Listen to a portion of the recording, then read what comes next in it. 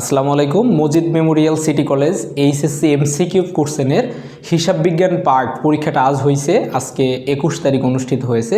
এই কোশ্চেনের এমসিকিউ পার্টের সলিউশন করে দিচ্ছি। চলো প্রথম কোশ্চেন দেখি। কাকলির কাছ থেকে 10% বাট্টায় পাওয়া গেল 6,300 টাকা। বাট্টার পরিমাণ কত? আমাদের স্টুডেন্টদেরকে কমন চলে আসছে এটা। 6,300 টাকা 10% বাট্টা বাদে পাওয়া গেল। একটা ব্যক্তি যার নাম কাকলি, তার কাছে আমরা একটা সার্টেন অ্যামাউন্ট টাকা পেতাম, সেটা 100%। কাকলি 10% বাদ দিয়ে আমাদেরকে 90% পে করছে। তাহলে এই যে 6,300 টাকা, এটা 90%-এর তথ্য, তাই 90 দিয়ে ভাগ করব, আর 10 দিয়ে গুণ করলে তুমি বাট্টা কত সেটা পাবে। এটা ক্যালকুলেট করলে অ্যামাউন্টস দাঁড়াচ্ছে 700 টাকা। 700 টাকা, উত্তর হবে 700। যারা 6,300 10% করে 630 দাগিয়েছো তাদের উত্তর ভুল। এটার সঠিক উত্তর কোনটা হবে? তাহলে সঠিক উত্তর হবে হচ্ছে 700 টাকা। উত্তর হবে 700 টাকা। পরবর্তী কোশ্চেন, একটি কোম্পানির 36,000 টাকা চলতি মূলধন রয়েছে। চলতি অনুপাত 5:2 হলে চলতি দায়ের পরিমাণ কত? এটা খুবই সহজ অঙ্ক। 36,000 টাকা, এটা হচ্ছে চলতি মূলধন। চলতি মূলধন পাওয়া যায় চলতি সম্পদ থেকে চলতি দায় মাইনাস করলে। চলতি সম্পদ ছিল 5 ভাগ, চলতি দায় ছিল 2 ভাগ, মাইনাস করে তারপরে আমাদের যদি দায় বের করতে বলে দ্বিতীয় অংশ 2 দ্বারা গুণ করব, আর সম্পদ বের করতে বললে প্রথম অংশ 5 দ্বারা গুণ করব। উত্তর চাইছে দায়ের পরিমাণ কত, আমরা 2 দ্বারা গুণ করব। তাহলে 36,000 ভাগ হচ্ছে 3, গুণ হবে 2 দ্বারা, দায় বের হয়ে যাবে। এটার অ্যান্সার কত হবে? অ্যান্সার হবে 24,000। সঠিক উত্তর 24,000 টাকা। পরবর্তী কোশ্চেন, 3 নম্বর প্রশ্ন। বলা হচ্ছে 50,000 টাকায় একটি মেশিন নষ্ট হয়ে গেলে এবং কোনো বিক্রয় মূল্য পাওয়া না গেলে তাকে কি বলা হয়? উত্তর হবে নিমজ্জিত ব্যয়। উত্তর কি হবে? নিমজ্জিত ব্যয়। যে ব্যয়টা সংঘটিত হওয়ার পরে আর ফিরে পাওয়া সম্ভব না, তাকে নিমজ্জিত ব্যয় বলা হয়। 3 নম্বর কোশ্চেনের অ্যান্সার হবে নিমজ্জিত ব্যয়। নিমজ্জিত ব্যয়। পরে গেলাম, জনাব জাকির অ্যান্ড সন্সের খতিয়ান উদ্ধৃত নিম্নরূপ কি ছিল? প্রারম্ভিক মজুদ ছিল 30,000 টাকা, সমাপনী মজুদ 50,000 টাকা, সমন্বিত ক্রয় 70,000 টাকা। চলতি বছরে ক্রয়ের পরিমাণ কত? সমন্বিত ক্রয় থেকে কোশ্চেনটা আসছে। আমরা সবাই সমন্বিত ক্রয়ের সূত্র জানি। সমন্বিত ক্রয় সমান সমান প্রারম্ভিক মজুদ প্লাস ক্রয় মাইনাস সমাপনী মজুদ। তাহলে সমন্বিত ক্রয় প্রশ্নের মধ্যে বলে দেয়া হচ্ছে সমন্বিত ক্রয় 1,70,000। সুন্দর করে খেয়াল করো, এটা একটা গুরুত্বপূর্ণ এমসিকিউ, খুব সুন্দর হয়েছে, স্ট্যান্ডার্ড কোশ্চেন হয়েছে। সমন্বিত ক্রয় 1,70,000, প্রারম্ভিক মজুদ ছিল 30,000 টাকা। ক্রয় কত সেটা বের করতে হবে, ক্রয়ের মান নেই। সমাপনী মজুদ কত টাকা? 50,000 টাকা। এই 50,000 আমরা মাইনাস করলে ক্রয়ের ভ্যালু পাবো। সো এখানে ক্রয়কে রেখে দিলাম। এপাশে ছিল 1,70,000 সমন্বিত ক্রয়। এই 30,000 আর 50,000 যদি আমরা ক্যালকুলেশন করি, মাইনাস 20,000 থাকে, এপাশে আসলে প্লাস 20,000 হয়ে যাবে। তাহলে ক্রয়ের ভ্যালু কত? ক্রয় ইজিক্যাল 1,90,000। ক্রয়ের পরিমাণ আমি আবার বলে দিচ্ছি। সমন্বিত ক্রয়ের ফর্মুলা প্রারম্ভিক মজুদ যোগ ক্রয় মাইনাস সমাপনী মজুদ। প্রারম্ভিক মজুদের সাথে ক্রয় যোগ করে সেখান থেকে সমাপনী মজুদ মাইনাস করলে সমন্বিত ক্রয় পাওয়া যায়। এই ফর্মুলায় যে কোনোটা বের করা সম্ভব অন্য সব মানগুলা দেয়া থাকলে। যেমন এখানে ক্রয়ের মান দেওয়া ছিল না, বাকি সবগুলা ছিল। সো আমরা বের করে ফেললাম ক্রয় 1,90,000। কীভাবে? সমন্বিত ক্রয় 1,70,000, প্রারম্ভিক মজুদ 30,000, সমাপনী মজুদ 50,000। আমি যদি এই 30,000 এবং 50,000-কে সমানের অপোজিট পাশে নিয়ে যাই, তাহলে 30 আর 50 এটা ক্যালকুলেট করলে মাইনাস 20,000 টাকা থাকে। ওই 20,000 এপাশে আসলে প্লাস 20,000 হয়। 1,70,000 আর 20,000 1,90,000। তাহলে উত্তর হবে চলতি বছরে ক্রয়ের পরিমাণ 1,90,000 টাকা। কত টাকা? 1,90,000 টাকা। উৎপাদন বাজেট প্রণয়নে সাহায্য করে কোনটি? উৎপাদন বাজেট প্রণয়নে সাহায্য করে বিক্রয় বাজেট, মানে বিক্রয় মূল্যের উপর ডিপেন্ড করে উৎপাদন ব্যয়টা নির্ধারণ করা হয়। যত বেশি খরচ করা হবে উৎপাদন ব্যয় তত বেড়ে যাবে, বাট ওই পণ্যের ওই মানের ক্রেতা আছে কিনা এটা যাচাই করতে হয়। সো বিক্রয় বাজেটের উপর নির্ভর করে উৎপাদন বাজেট নির্ণয় করা হয়। পরবর্তী কোশ্চেন, 6 নম্বর প্রশ্ন, একটি পণ্যের একক প্রতি ব্যয় 5,000 টাকা। কোম্পানি যদি বিক্রয় মূল্যের 20% মুনাফা অর্জন করতে চায় তবে প্রতি এককের বিক্রয় মূল্য কত হবে? আমরা লিখব যে মনে করি বিক্রয় মূল্য 100 টাকা, মুনাফা করে বিক্রয়ের উপর 20% অর্থ 20 টাকা। মুনাফা যদি 20 টাকা হয় তাহলে ব্যয় কত টাকা? ব্যয় হচ্ছে 80 টাকা বা 80%। সো যে 5,000 টাকা দেওয়া আছে এটা হচ্ছে একটার ব্যয়, তাহলে ব্যয়ের ভ্যালু হচ্ছে 80%, 80 দ্বারা ভাগ করব। আর বিক্রয় মূল্য বের করতে বলছে, বিক্রয় মূল্য 100 ছিল, আমরা 100 দ্বারা গুণ করব। 5,000কে 80 দ্বারা ভাগ করব, 100 দ্বারা গুণ করব, তাহলে অ্যান্সার আসবে 6,250 টাকা। কত হবে? 6,250। 6 নম্বর প্রশ্নের উত্তর হচ্ছে 6,250 টাকা। 6,250 টাকা। কিভাবে বের করব? যার তথ্য তাকে দ্বারা ভাগ করব। ব্যয়, দেখেন বিক্রয় মূল্য 100%, বিক্রয় মূল্যের উপর 20% লাভ করে, তাহলে ব্যয় কত পার্সেন্ট? 80%। 5,000 টাকাকে 80 বা 80 দ্বারা ভাগ করব, আর বিক্রয় মূল্য বের করতে বলছে 100 দ্বারা গুণ করব। যদি মুনাফা বের করতে বলতো এখানে আমরা 20 দ্বারা গুণ করলে উত্তর বের হয়ে যেত। 20 দ্বারা গুণ করলে মুনাফা কত সেটা বের করা সম্ভব হতো। অংশীদারি ব্যবসা থেকে আসছে হচ্ছে 7 আর 8 নম্বর প্রশ্ন। বলা হচ্ছে 3 জন অংশীদার ফাতিমা, ময়না, ঈশান, 3 জন অংশীদার, তাদের কারবারে মূলধন ছিল এত টাকা। এই বছর তাদের নেট মুনাফা দাঁড়ায় 39,000। এই 39,000 টাকা কোন অনুপাতে বণ্টিত হবে? বলছে মূলধন অনুপাতে যদি মুনাফা বন্টন করা হয় সেক্ষেত্রে ঈশান কত টাকা পাবে? মূলধন কত কত ছিল আমরা একটু খেয়াল করব। প্রথম জনের ছিল 51,000, তার পরবর্তী জনের ছিল 34,000, তার পরবর্তী জনের ছিল 17,000। এই তিনটাকে যদি আমরা সরল অনুপাত বা সংক্ষিপ্ত করে নিই, একটা 51, একটা 34, একটা 17, 3 ডিজিট করে বাদ দিলাম শূন্যগুলা, এটা সব হচ্ছে 17 এর গুণিতক। 17 একে 17, 17 দুগুণে 34, 3 17 51। মানে আমরা যদি সব সংখ্যাগুলোকে 17 দ্বারা ভাগ করি তাহলে 3:2:1 এরকম অনুপাত দাঁড়াচ্ছে। আমরা জানি অনুপাতগুলোকে যোগ করতে হয়, 3, 2 আর 1 যোগ করলে 6 হয়, এই 6 দ্বারা ভাগ করব। আর যার অংশ বের করতে বলছে, যেমন এখানে ঈশানের অংশ বের করতে বলছে, তো ঈশানের মূলধন তো 17,000 ছিল, তো 17,000-এর অংশ কত? 1, তাই 1 দ্বারা গুণ করব, করলে এটা 6,500 হচ্ছে। উত্তর কত হচ্ছে? 6,500। 39,000 ভাগ 6 গুণ 1 সমান 6,500। এখানে যদি আমাদের অন্যান্যদের অনুপাত বের করতে বলতো, যেমন মাঝের জন ছিল ময়না, ময়নার মুনাফা কত, তাহলে আমরা এটাকে 2 দ্বারা গুণ করতাম, তাহলে 13,000 হতো। এখানে ময়নার মুনাফা 13,000। আর যদি ফাতিমার মুনাফা বের করতে বলতো তখন আমরা 3 দ্বারা গুণ করতাম, 19,500 হইতো। তাহলে ফাতিমার মুনাফা বললে 19,500 হতো, ময়নার অংশ বললে 13,000 হতো, আর ঈশানের অংশ হচ্ছে 6,500। মজার ব্যাপার হচ্ছে সবগুলা কিন্তু অপশানের মধ্যে ছিল। সো উত্তর কত হবে? ঈশানের অংশ। প্রশ্ন ছিল ঈশান কত অংশ পাবে, ঈশান কত টাকা পাবে? উত্তর হবে 6,500। আমরা মনে রাখবো অনুপাতের যোগফল দ্বারা ভাগ করব, আর যার অংশ বের করতে বলছে সেটা দ্বারা গুণ করবে। এই জাতীয় কোশ্চেনগুলো তোমরা পারো আলটিমেটলি। পরবর্তী কোশ্চেন, এখান থেকে 7 আর 8 নাম্বার কোশ্চেন সলিউশন করতে বলেছিল, আমরা পরবর্তী কোশ্চেনটা একটু খেয়াল করব। পরবর্তী কোশ্চেনে বলা হচ্ছে যে ময়নার উত্তোলন যদি 5,000 টাকা হয় এবং মুনাফা সমান ভাগে ভাগ করলে তার সমাপনী মূলধন কত হবে? আচ্ছা, ময়নার প্রারম্ভিক মূলধন কত ছিল সেটা আমাদের আগে একটু দেখতে হবে। ময়নার প্রারম্ভিক মূলধন ছিল হচ্ছে 34,000। ময়নার প্রারম্ভিক মূলধন কত ছিল? 34,000 ছিল।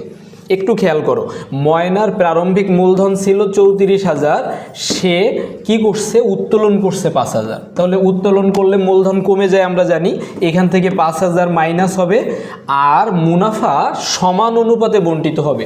তো যদি সমান অনুপাতে বন্টন হয় 39,000 3 জনের মধ্যে ভাগ হয়ে যাবে, তাহলে এক একজন 13,000 টাকা করে পাবে। তো ওর মুনাফার অংশ 13,000 যোগ হবে 34,000, সেখান থেকে আমরা 5,000 মাইনাস করব, আর হচ্ছে 13,000 প্লাস করলে মোট 42,000 আসতেছে। তাহলে ময়নার সমাপনী মূলধন কত টাকা হবে?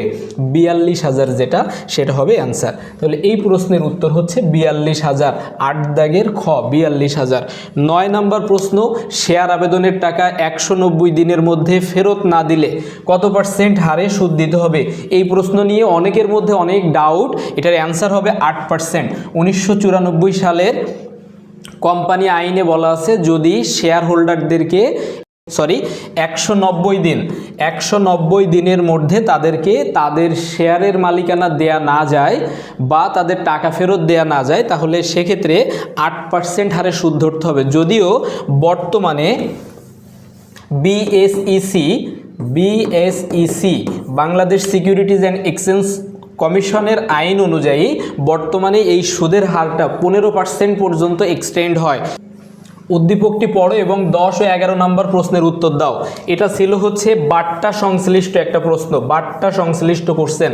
সবাই খেয়াল করো, সজীব এন্টারপ্রাইজ 2024 সালের 1 জানুয়ারি তারিখে 50,000 টাকার পণ্য 10% বাট্টায় ক্রয় করে। বলো তো এই বাট্টা কি বাট্টা? আমি গতবার একটা ক্লাস, মানে পরীক্ষার আগে একটা ক্লাস আপলোড করেছিলাম কারবারি বাট্টা, নগদ বাট্টা নিয়ে। এখানে দেখো 50,000 টাকা 10%-এ ক্রয় করলে ক্রয় করা হয়েছে 45,000 টাকার পণ্য। 1 সপ্তাহ পর উক্ত মালের অর্ধেক টাকা 5% বাট্টায় পরিশোধ করা হচ্ছে। 45,000-এর অর্ধেক হচ্ছে 22,500। 22,500 টাকা কত % বাট্টায় পরিশোধ করা হচ্ছে? 5% বাট্টায় পরিশোধ করা হচ্ছে। তো 22,500 গুণন 5% সমান 1125 টাকা বাট্টা হবে। সো প্রশ্ন ছিল সজীব এন্টারপ্রাইজের বাট্টার পরিমাণ কত? উত্তর 1125। কিভাবে বের করব? 50,000 থেকে প্রথমে 50,000-এর 10% 5,000 মাইনাস করব, তাহলে টাকা থাকে 45,000। এই 45,000-এর অর্ধেক, মানে একে আমরা এখন 2 দ্বারা ভাগ করব, 22,500 টাকা। এই টাকার উপর আবার 5% বাট্টা পাওয়া যাবে। 22,500 এর উপরে যদি আমরা 5% কাউন্ট করি, উত্তরটা আসবে 1125 টাকা। পরবর্তী কোশ্চেন, 1 সপ্তাহ পর নগদে কত টাকা পরিশোধ করেন? নগদে পরিশোধ করবে 22,500 থেকে 1125 টাকা কম। 22,500 থেকে 22,500 হতে 1125 টাকা কম। তাহলে উত্তর আসতেছে 21,375 টাকা। মানে ডিসকাউন্টটা বাদ দিয়ে টোটাল টাকা দিতে হবে, অর্ধেক দিলে 22,500, সেখান থেকে সে 5% ছাড় পাইছে 1125, এটাকে মাইনাস করলে 21,375 টাকা প্রদান করা হবে। পরবর্তী কোশ্চেন, ভ্যাট প্রকৃতপক্ষে কার কাছ থেকে আদায় করা হয়? ভ্যাট প্রকৃতপক্ষে ভোক্তার কাছ থেকে আদায় করা হয়। চূড়ান্ত ব্যবহারকারী বা ভোগকারী যে, তাকে ভ্যাট দিতে হয়। 13 নম্বর প্রশ্ন, প্রত্যক্ষ কাঁচামাল 20,000 টাকা, প্রত্যক্ষ মজুরি 5,000 টাকা, কারখানা উপরিব্যয় প্রত্যক্ষ মজুরির 40% হলে কারখানা ব্যয় কত? একটা কথা মনে রাখতে হবে, কারখানা ব্যয় আমরা যখন উৎপাদন ব্যয় বিবরণীর ম্যাথ করিয়েছি অনেকবার বলছি যে কারখানা ব্যয় বলতে বোঝায় উৎপাদন ব্যয়কে। উৎপাদন ব্যয় আর কারখানা ব্যয় একই কথা। কারখানা ব্যয় হচ্ছে উৎপাদন ব্যয়ের আরেকটা নাম। তাহলে কোনগুলা যোগ হবে? কাঁচামালের মূল্য, মজুরি, কারখানা উপরিব্যয় সবগুলা যোগ করলে কারখানা ব্যয় পাওয়া যাবে। দেখো, কারখানা ব্যয় বলছে প্রত্যক্ষ মজুরির 40%। প্রত্যক্ষ মজুরি ছিল হচ্ছে 5,000 টাকা, 5,000-এর 40%, তাহলে 2,000 টাকা হবে। তো এই 20,000 আর 5, 25 আর 2 মোট 27,000 টাকা হবে। কিভাবে? আবার বলতেছি, উৎপাদন ব্যয় মানে কাঁচামালের ব্যয়, মজুরি আর কারখানা উপরিব্যয়ের যোগফল।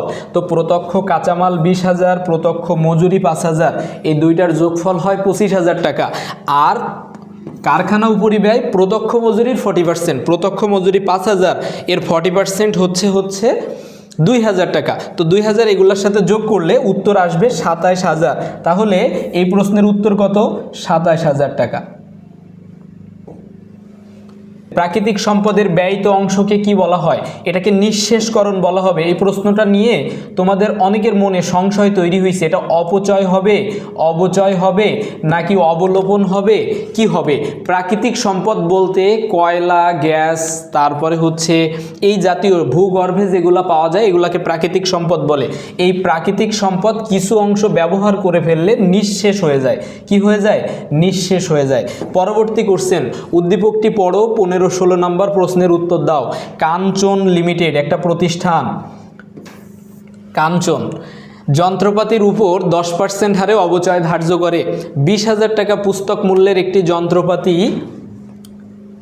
যন্ত্রপাতির পুঞ্জীভূত অবচয় 15,000, বলছে ক্রয় মূল্য কত? ক্রয় মূল্য হচ্ছে, ক্রয় মূল্যের একটা ফর্মুলা আছে, ক্রয় মূল্য মাইনাস পুঞ্জীভূত অবচয় সমান পুস্তক মূল্য। তাহলে পুস্তক মূল্যের একটা ফর্মুলা আছে, ফর্মুলাটা কি? পুস্তক মূল্য সমান ক্রয় মূল্য মাইনাস পুঞ্জীভূত অবচয়। এটার পুস্তক মূল্য কত বলছে? পুস্তক মূল্য বলছে 20,000 টাকা, সমান সমান ক্রয় মূল্য জানা নাই, বের হবে এই সমীকরণে মান বসালে, মাইনাস পুঞ্জীভূত অবচয় 15,000 টাকা। তো আমরা যখন 15,000কে সমানের ওই পাশ থেকে এই পাশে নিয়ে আসবো, কি হয়ে যাবে? প্লাস হয়ে যাবে। সো ক্রয় মূল্য সমান বের হবে 35,000 টাকা।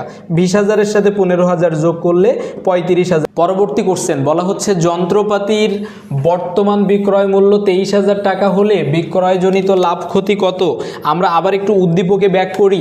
বলা হচ্ছিল যে যন্ত্রপাতির পুস্তক মূল্য 20,000, তো 20,000 টাকা পুস্তক মূল্যের একটা সম্পদ যদি আমি পুস্তক মূল্য অপেক্ষা বেশি দামে বিক্রি করতে পারি সেক্ষেত্রে লাভ হয়। যত বেশি দামে বিক্রি করব তত লাভ হবে। তাহলে 20,000 টাকার একটা সম্পদকে যখন আমরা 23,000 টাকায় সেল করব তখন আমাদের 3,000 টাকা প্রফিট হবে। তাহলে উত্তর হচ্ছে 3,000 টাকা লাভ। আর যদি 17,000-এ বিক্রি করতাম 3,000 টাকা ক্ষতি হতো। পরবর্তী কোশ্চেন, বাংলাদেশ শ্রম আইন অনুযায়ী সাপ্তাহিক নির্ধারিত কর্মসময় কত? মনে রাখবা একদিনে কাজ করতে হবে 8 ঘন্টা, আর একজন শ্রমিক বা লেবার এক সপ্তাহে 6 দিন কর্মঘণ্টা মেনটেন করবে। তাহলে 6 দিন কাজ করবে 8 ঘন্টা করে, 6-8 কত হবে? 48 ঘন্টা। অনেকে 7 দিন হিসাব করছে, ভুল হয়ে গেছে তাদের। বলা হচ্ছে 10 ইউনিটের উৎপাদন ব্যয় 200 টাকা। তাহলে 1 ইউনিটের উৎপাদন ব্যয় কত? 20 টাকা। 10 একক তৈরি করতে 200 টাকা খরচ হলে, 10 একক তৈরি করতে 200 টাকা খরচ হলে 1 এককের উৎপাদন ব্যয় 20 টাকা। পরবর্তীতে বলা হচ্ছে যদি কোম্পানি বিক্রয় মূল্যের উপর 20% মুনাফা প্রত্যাশা করে বা আশা করে তাহলে প্রতি এককের বিক্রয় মূল্য কত? দেখেন, বিক্রয়ের উপর 20% লাভ করে, এরকম একটা অঙ্ক একটু আগে করছি আমরা। বিক্রয় তাহলে 100%, লাভ অথবা মুনাফা 20% বলছে, তাহলে 20 টাকা। এবার বলেন ব্যয় কত? তাহলে আমরা জানি বিক্রয় মূল্য থেকে লাভ বা মুনাফা বাদ দিলে ব্যয় পাওয়া যায়, তাহলে ব্যয় হচ্ছে 80 টাকা। তো এখানে বলা হচ্ছে 1 এককের পিছে উৎপাদন খরচ 20 টাকা। তাহলে এটা কত পার্সেন্টের তথ্য? 80%-এর তথ্য। আর আমাকে বলছে বিক্রয় মূল্য কত হবে? 100 দ্বারা গুণ করলে বিক্রয় মূল্য পাওয়া যাবে। তাহলে 20 ভাগ হচ্ছে 80 গুণ হচ্ছে 100, তাহলে উত্তর হবে 25 টাকা। এই অঙ্কে কিন্তু অপশানে উত্তর নাই, উত্তর হবে কত টাকা? লিখে রাখো, 25 টাকা উত্তর হবে। এই প্রশ্নের অপশানে উত্তর ছিল না। পরবর্তী কোশ্চেন, কারখানা উন্নয়ন ব্যয়। কারখানা উন্নয়ন ব্যয় বলা হচ্ছে আর্থিক বিবরণীতে কোথায় দেখাতে হয়? কারখানা উন্নয়ন ব্যয় এটা একটা স্থায়ী খরচ। কারখানা একবার উন্নয়ন বা ডেভেলপমেন্ট করলে অনেক দিন সেখান থেকে সুফল পাওয়া যায়। সুতরাং উত্তর হবে স্থায়ী সম্পদে। কোথায় দেখাতে হবে? কারখানা উন্নয়ন ব্যয় স্থায়ী সম্পদে দেখাতে হবে। কমিশন মোট মুনাফার 5%। কমিশন পরবর্তী মুনাফা 10,000 হলে কমিশন কত? মনে করো ম্যানেজারকে কমিশন দেওয়ার আগে একটা সার্টেন অ্যামাউন্ট নেট মুনাফা ছিল। নর্মাল অবস্থায় কোনো টাকা 100% থাকে, ম্যানেজারকে এই ফান্ড থেকে তুমি 5% কমিশন দিছো, তাহলে তোমার কাছে আর কত টাকা আছে? 95%। সেই টাকা যদি 10,000 হয় তাহলে ম্যানেজারকে কত টাকা কমিশন দিছো বের করতে গেলে এই 10,000-কে 95 দিয়ে ভাগ করবা, যার তথ্য তাকে দ্বারা ভাগ, আর গুণ হবে ম্যানেজারের কমিশন ছিল 5%। সো 10,000 টাকা ভাগ 95 গুণ হচ্ছে 5, উত্তর হবে 526 টাকা 31 পয়সা। 526 টাকা, এই যে দেখো অপশানে 526 টাকা আছে। 31 পয়সা থাকলে সেটাকেও নিয়ে নিতাম। মুদ্রাস্ফীতির সময় কোন মজুদ মূল্যায়ন অধিক কার্যকর? মুদ্রাস্ফীতির সময় কোন মজুদ মূল্যায়ন অধিক কার্যকর? উত্তর হবে হচ্ছে লিফো। এটা মুখস্থ এমসিকিউ। দ্রব্যমূল্য যখন বৃদ্ধি পায় তখন লিফো পদ্ধতিতে হিসাব করলে সেটা বেশি সহজ হয়। বিন কার্ডে অন্তর্ভুক্ত কি কি থাকে? মালের পরিমাণ, মালের মূল্য, মালের আবর্তন। বিন কার্ডে অন্তর্ভুক্ত থাকে মালের মূল্য থাকে না। কোনটা থাকে না? মালের মূল্য থাকে না। তাহলে থাকে 1 আর 3। উত্তর নিব খ, এটার অ্যান্সার হবে খ।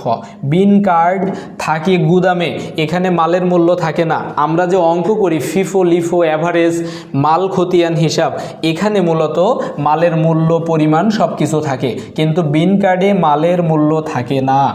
23 দেখ, কোনো পণ্যের ক্রয় মূল্য 80 টাকা, বিক্রয় মূল্য ক্রয় মূল্যের 300%। আমরা দেখলাম ক্রয় মূল্য 80, বিক্রয় মূল্য তার 300%। 300% মানে 3 গুণ, 3 আটা 24, 240 টাকা, এটা হচ্ছে বিক্রয় মূল্য। 300% করবেন, 80 টাকার 300% করলে 240 হয়, এটা বিক্রয় মূল্য। আমরা জানি বিক্রয় মূল্য হতে ক্রয় মূল্য মাইনাস করলে লাভ পাওয়া যায়। ক্রয় মূল্য বাদ দিলে কি পাওয়া যাবে? লাভ বা মুনাফা। বলছিল এই পণ্যের লাভ কত? লাভ 180 টাকা। কোনো পণ্য আমি শুধুমাত্র 80 টাকা দিয়ে ক্রয় করে এটাকে যদি 240 টাকায় বিক্রি করি, সেক্ষেত্রে আমার লাভের পরিমাণ দাঁড়াবে 160 টাকা। পরবর্তী কোশ্চেন 24 নম্বর বলছে বিক্রয়ের উপর মুনাফা 30% হলে, বিক্রয়ের উপর 30% মুনাফার অর্থ কি? মোট ব্যয়ের উপর মুনাফার হারটা বেড়ে যায়, আমরা জানি 30 অপেক্ষা বেশি হবে। এখন এখানে অপশানে 30 অপেক্ষা বেশি দুইটা পাচ্ছি, একটা 32, একটা 42। তাহলে এখানে উত্তর আসবে 42.86। এটা কিভাবে আমি দেখাচ্ছি, অঙ্কটা করার সিস্টেম, গিভেন পার্সেন্টেজ 30 ভাগ 100 মাইনাস গিভেন পার্সেন্টেজ 30 গুণ হচ্ছে 100। ক্যালকুলেট করলে এর উত্তর বের হয়ে যাবে।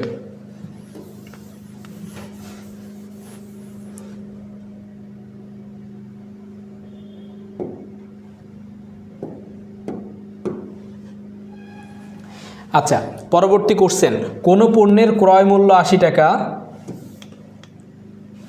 পরবর্তী কোশ্চেন, বিক্রয়ের উপর মুনাফা 30%, এর অর্থ কি? এখান থেকে মোট ব্যয় বা উৎপাদন ব্যয়ের উপর বের করতে বলছে। বিক্রয় মূল্যের উপর মুনাফার হার দেওয়া থাকলে এখান থেকে যদি ব্যয়ের উপর মুনাফার হার বের করতে বলা হয়, যে কোনো ব্যয়ের উপর যাওয়ার ফর্মুলা এমন, গিভেন পার্সেন্টেজ, প্রশ্নে যে পার্সেন্টেজ দিছে তত ভাগ 100 থেকে ওই পার্সেন্টেজ আমরা মাইনাস করব, গুণ করব 100 দ্বারা, উত্তর বের হয়ে যাবে। তাহলে মূলত 30 ভাগ 70 গুণ 100 এমন হয়। আমরা 0 0 কেটে দিলাম, 100কে 3 দ্বারা গুণ করলে 300 হয়, 300কে যদি 7 দ্বারা ভাগ করি, এটা আসছে 42.86। 42.86, উত্তর আছে খ দাগে, 42.86। আবার বলতেছি সূত্রটা, বিক্রয়ের উপর রেট দেওয়া থাকলে এখান থেকে যদি বিক্রিত পণ্যের ব্যয়, ক্রয় মূল্য, মোট ব্যয় এগুলার উপর বা উৎপাদন ব্যয়ের উপর হার বের করতে বলে, যে পার্সেন্টেজ দেওয়া আছে ওই পার্সেন্টেজকে 100 মাইনাস ওই পার্সেন্টেজ দ্বারা ভাগ করব, গুণ করব 100 দ্বারা, রেট বের হয়ে যাবে। আর যখন ব্যয়ের উপর রেট দেওয়া থাকবে, এখন দেওয়া ছিল বিক্রয় মূল্যের উপর, ব্যয়ের উপর রেট দেওয়া থেকে যদি বিক্রয় মূল্যের উপর রেট বের করতে বলে, সেক্ষেত্রে সূত্র সেম হবে, শুধু এখানে প্লাস হতো, প্লাস করলে বের হয়ে যাবে। এভাবে করে এগুলা করা যায়। আমাদের স্টুডেন্টদের এইগুলা ক্যালকুলেশন করা লাগে না, এমনি দেখলে বলতে পারে যে উত্তর কত হবে, ক্যালকুলেশন ছাড়াই বলে দিতে পারে। আচ্ছা, পরবর্তী প্রশ্ন,